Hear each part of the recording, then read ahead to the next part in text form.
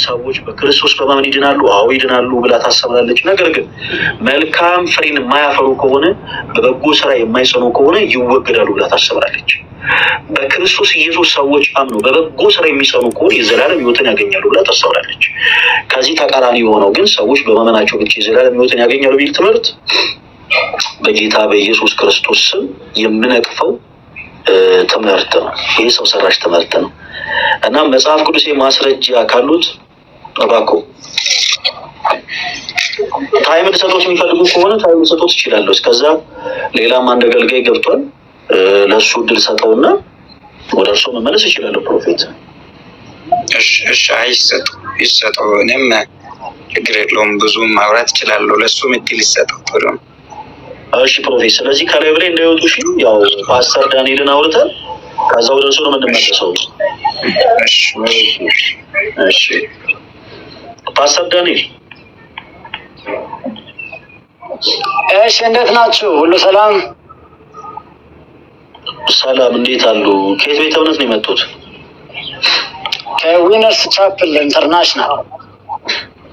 እሺ ሰዎች በማመናቸው ብቻ የዘላለም ሕይወት ያገኛሉ ብለው ያምናሉ? ፓስተር ዳንኤል።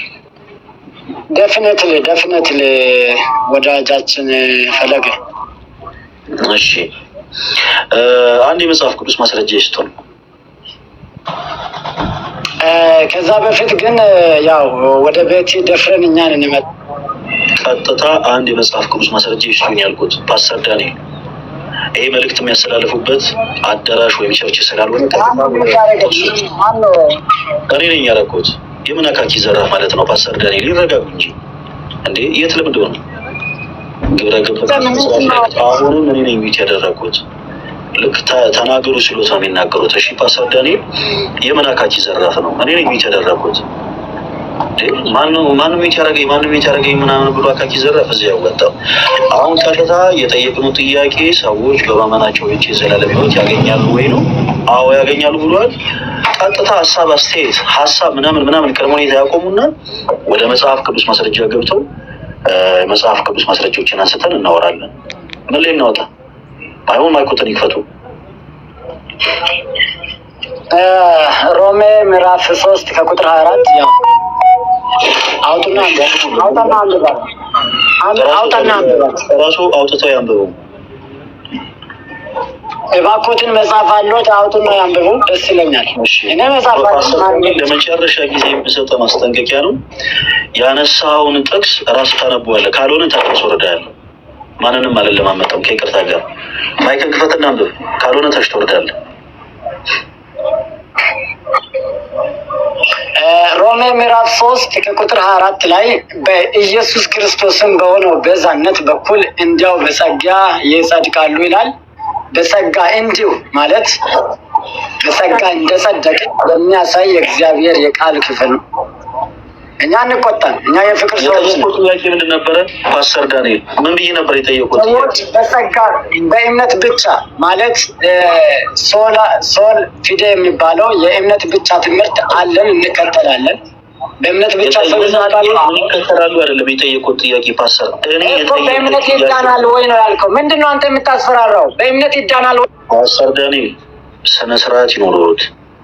እኔ ሰው የመንደር ወሬ እንዲያወራ አልፈልግም። ላይ ብላይ መጥቶ እሺ፣ ስነ ስርዓት ይኖሩት። የሚበሳጩ የሚነጫነጩ ከሆነ ብስጭቱትና ንጭንጩትን እዛው ቤቱ ጨርሶ ይምጡ።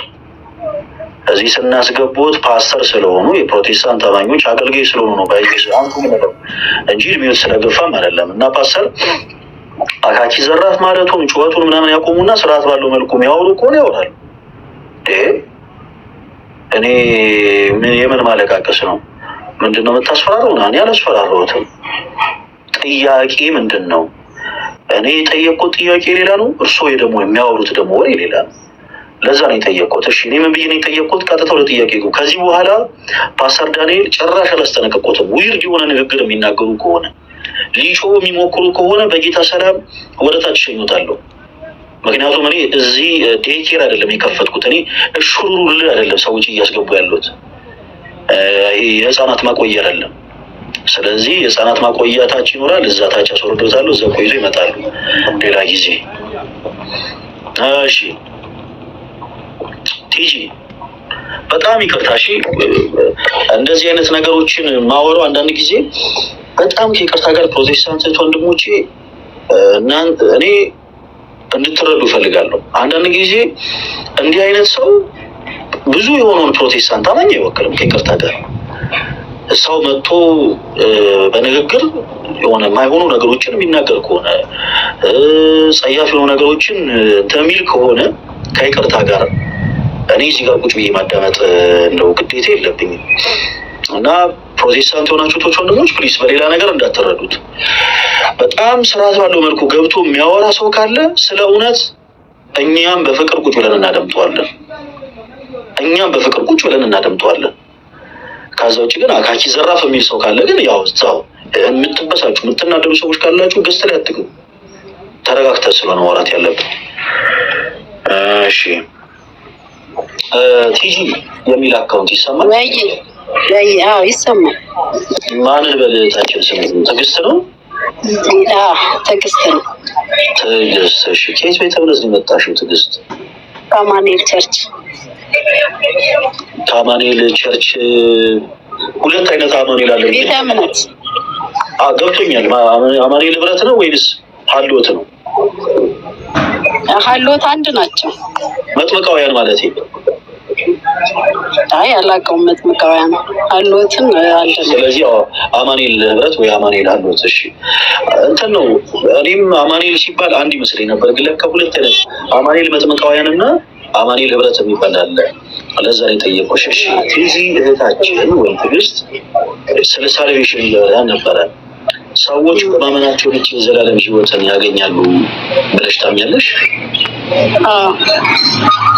ሻል የመጽሐፍ ቅዱስ ማስረጃ ስጭ።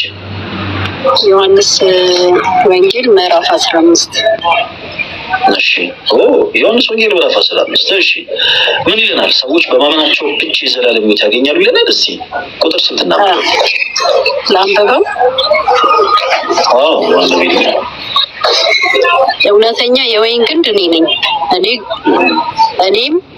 እኔ እውነተኛ የወይን ግንድ እኔ ነኝ፣ ገበሬውም አባቴ ነው። ፍሬ የማያፈራውን በእኔ ያለውን ቅርንጫፍ ሁሉ ያስወግደዋል፣ ፍሬ የማያፈራውን ሁሉ አብዝቶ እንዲያፈራ ያጠረዋል። እናንተ ስለነገርኳችሁ ቃል እውነት ንጹሐን ናችሁ። በእኔ ኑሩ፣ እኔም በእናንተ።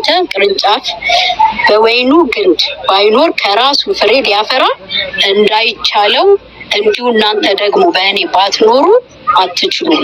እኔ ትንሽ እስከ 11 ላንብብ ከፈቀድክልኝ። ሀሳቡን መሰግናለሁ። እንዲሁም እናንተ ደግሞ በእኔ ባትኖሩ አትችሉም። እኔ የወይን ግንድ ነኝ፣ እናንተ ቅርንጫፎች ናችሁ። ያለ እኔ ምንም ልታረጉ አትችሉምና በእኔ የሚኖር እኔም በእርሱ እርሱም ብዙ ፍሬ ያፈራል። በእኔ የማይኖር ቢኖር እንደ ቅርንጫፍ ወደ ውጪ ይጣላል፣ ይደርቅማል። እርሱም ሰብስበው ወደ እሳት ይጥሏቸዋል፣ ያቃጥሏቸውማል። በእኔ ብትኖሩ ቃሎቼም በእናንተ ቢኖሩ የምትወዱትን ሁሉ ለምኑ ይሰጣችሁማል። ብዙ ፍሬ ብታፈሩ ደቀ መዛሙርቴ ብትሆኑ በዚህ አባቴ ይከብራል። አብ እንደ ወደደኝ እኔ ደግሞ ወዳቸዋለሁ። በፍቅሬ ኑሩ። እኔም የአባቴ ትእዛዝ እንደጠበቁ በፍቅር እንደምትኖሩ ትእዛዜን ትጠብቁም በፍቅሬም ትኖራላችሁ። ደስታዬም በእናንተ እንዲሆን ደስታችሁም እንዲፈጸም ይህን ነግሬያቸዋለሁ ይላል። በእምነት ብቻ ሰው እንደሚድን በስራው የሰው ልጅ እንደማይድን እውነተኛ የወይን ግንድ እኔ ነኝ ይላል።